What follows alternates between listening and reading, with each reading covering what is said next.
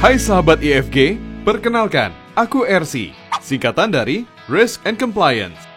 Aku itu maskotnya manajemen risiko dan kepatuhan. Bersama RC, kita nonton yuk serial Bersahabat.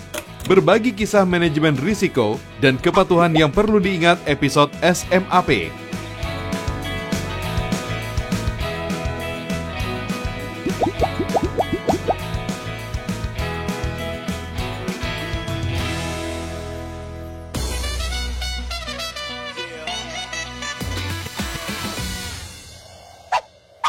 Kosong kali nih kantor.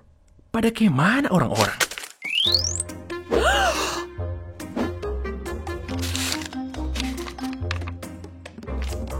Jangan-jangan Mbak Anjeli?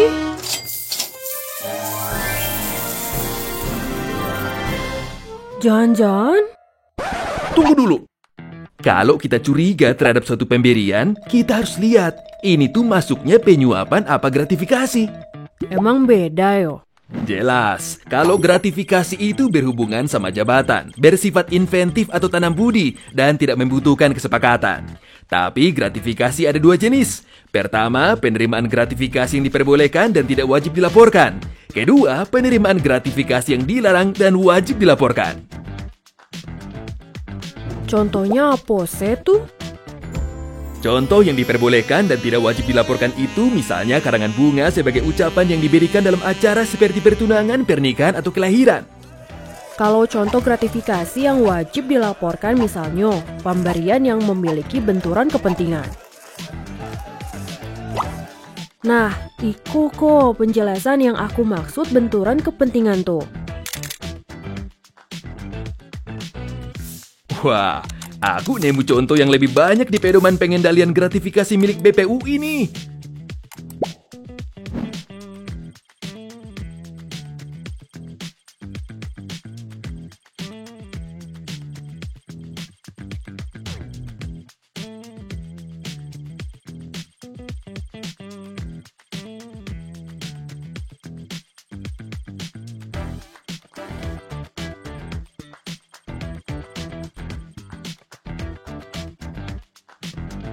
Kalau mau tahu lebih lengkapnya, baca di Bahana Connect ya.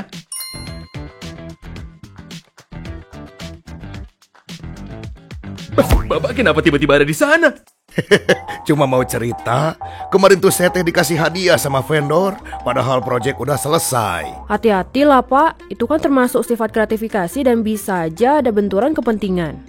Kenapa gitu? Takutnya di proyek-proyek yang akan datang, Bapak merasa punya kewajiban untuk pakai tuh vendor karena udah dikasih hadiah. Masa udah dikasih hadiah, ndak dimenangkan apalagi Bapak punya kewenangan untuk bisa memilih itu vendor. Nah itu, bisa dilaporin tuh ke UPG atau KPK. Tapi lebih mending lewat UPG dulu, biar UPG yang melanjutkan laporan ke KPK. Sabanta, aku cek pedomannya dulu.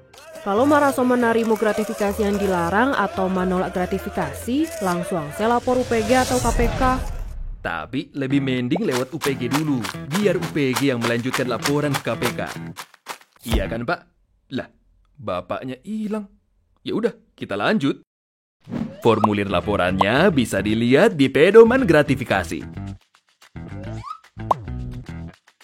Waktu melaporkan gratifikasi perlu menjelaskan poin-poin Niko. Identitas pelapor, informasi pemberi gratifikasi, jabatan pemberi gratifikasi, tempat sama waktu menerima gratifikasi, uraian jenis gratifikasi yang diterima, nilai gratifikasi, kronologis peristiwa, sama bukti-bukti. Kalau misalnya Iko penyuapan gimana? Kalau penyuapan itu sifatnya transaksional dan biasanya dilakukan secara tertutup. Kalau misalnya ada penyuapan jangan kita diamkan saja, harus dilaporkan. Ayo lapor melalui whistleblowing system, portal untuk melaporkan suatu perbuatan berindikasi penyuapan dengan cara email ke pengaduan@ifg.id atau masukkan ke Dropbox di kantor pusat perusahaan atau juga dengan surat yang ditujukan kepada Kepala Satuan Kerja Audit Internal PT Bana Pembina Usaha Indonesia. Jangan lupa, lampirkan pelanggaran yang dilaporkan, pihak yang terlibat, waktu terjadinya pelanggaran, tempat terjadinya pelanggaran, bagaimana kejadiannya, sama bukti-bukti pelanggaran. Aku udah kirim email laporan. Sekarang biar semuanya tetap sesuai rencana, kita simpen amplop ini di pantry. Boleh ya, biar nanti petugas yang periksa. Nah, pengendalian gratifikasi dan penyuapan itu termasuk dalam sistem manajemen anti penyuapan yang diterapkan di BPUI. Semangat penerapan SMAP juga tertuang dalam kebijakan anti penyuapan yaitu POWER.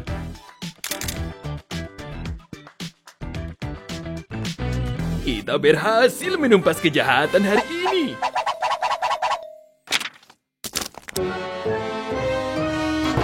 Itu paket obat buat Mbak Ajeli. Macam mana nasib kita? Jahat kali kita udah nuduh Mbak Angeli terima penyuapan. Ada yang lihat paket untuk saya enggak? Ingat, dalam penerapan SMAP perlu didukung dengan 3M. Pertama, melaporkan. Kedua, mengerti. Dan ketiga, mematuhi.